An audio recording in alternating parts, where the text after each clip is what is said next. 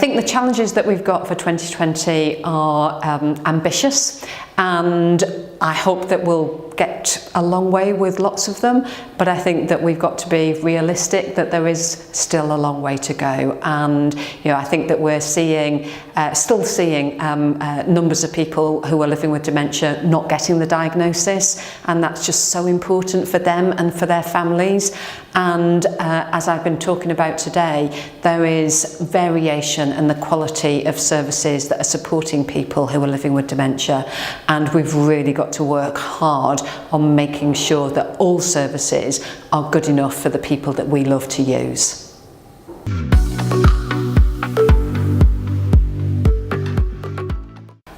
We've got to keep a relentless focus on supporting people who are living with dementia, their families and their carers, and thinking about how we make our communities appropriate for them, how we make services appropriate for them, and how particularly the research community needs to think about not just the cures that everybody would love to have, but in the absence of that, what do we know really works to support people? And I think that there's still going to be more to do around all of that.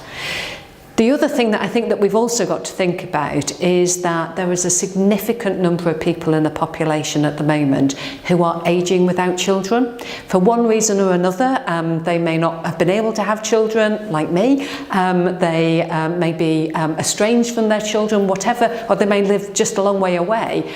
People are not necessarily going to have folk around them. So what do we do to ensure that people can navigate the system, which is incredibly complex, in a way that doesn't depend on them having somebody to do it for them?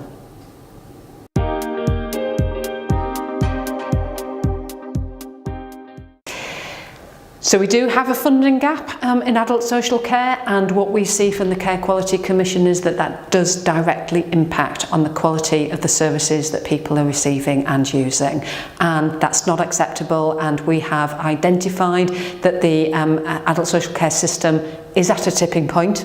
It's in different places across the country, but we are really concerned about the impact that that is having.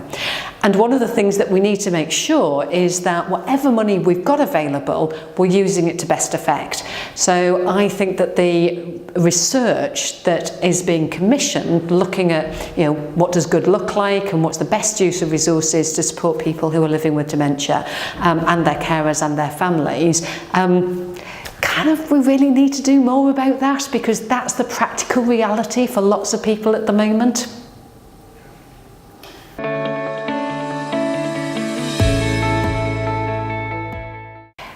I think it is absolutely vital that people who are living with dementia, their carers, their families are engaged at every step of the way in identifying what the problems are, working out what the solutions are, and making sure that we're implementing policy that works for them.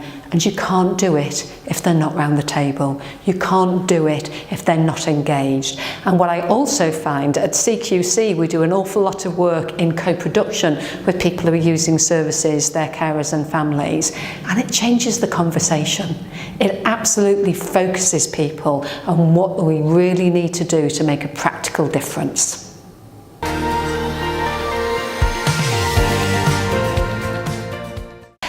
I think these conferences are great, and I think that you get a really good array of speakers. Well, I would say that, wouldn't I, as I was one of them. But what I think's been really great is that you've got people who are living with dementia and their carers being involved in hosting some of the sessions and sharing and talking about their experiences, because again, it's about making that connection to people, making us absolutely understand what all of us who have got highfalutin job titles like Chief Inspector, what are we here for? We're here for the people who are using services, and that focus, that's inspiring.